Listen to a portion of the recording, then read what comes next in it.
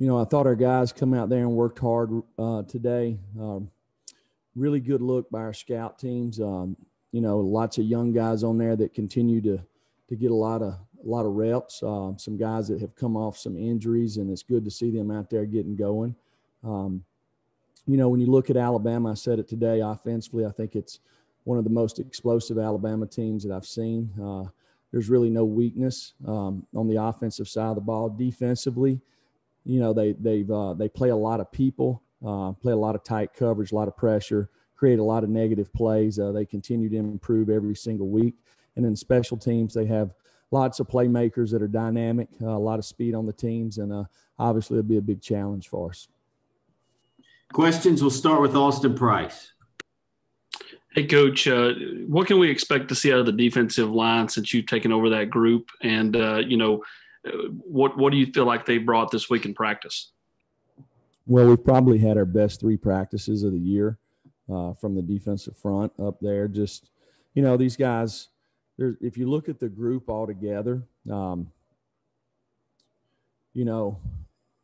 Matt Butler and Bumpus have had an opportunity to work multiple spring practices on the D-line. A lot of these other guys have not. And so they'll continue to get better. We got to play with more toughness, more effort. Got to be able to play on the other side of the line of scrimmage, something that, we've not created a lot of negative plays with our front that we need to. We need to get more pressure up the middle, without having to bring pressure. So we've got a huge challenge this week with the guys that they'll be playing in front of. So it's a great opportunity for them. Patrick Brown. Jeremy, you mentioned the other day that Morvan Joseph played some inside linebacker and would continue to sort of rush the passer. Long term, do you see him as maybe a guy who could play both or one or the other? And what do you think you guys have gotten out of him so far this season? Yeah, he's a guy that really is a 4-for-4 guy. He could play all 4 positions. Reminds me of a guy I coached before that plays for the Titans, Rashawn Evans. Very similar body movements, an instinctive guy. In high school, he played defensive end, and he also played inside linebacker. So he's a guy that has bounced around like that. He's smart. He works hard. He's been a pretty good special teams player so far. He just got to continue to work, and he'll do that. Eric Kane and Blake Topmeyer.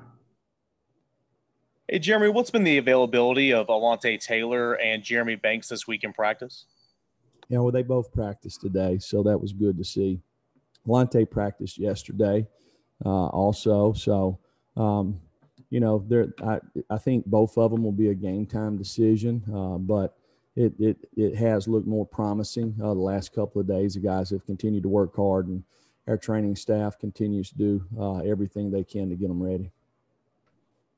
Blake. Earlier today, you'd mentioned that you'll have to see which quarterbacks are healthy come Saturday. Is Jarrett dealing with an injury? Well, he obviously has taken some licks over the last couple of weeks. So, but he's practiced. He's practiced every day. And Brian has had a knee and a hamstring that has been a little bit nagging through the course of camp. But again, he's practiced the last couple of weeks. So, all these guys are taking reps, and we'll continue to do that. Gustavo. Coach, according to ESPN's Football Power Index, Alabama's favored 92.5%. Do you use this as a factor of motivation for your players to be more motivated to overcome this big challenge? Well, to me, a true competitor is self-motivated every single day. When your feet hit the floor, you want to be at your best, and that's the attitude to me that you've got to have. And our guys continue to work hard. I thought this week has been really good practices. So we've got to take it from the practice field to the game field. Any other questions? All right. That's it. Thanks, Coach.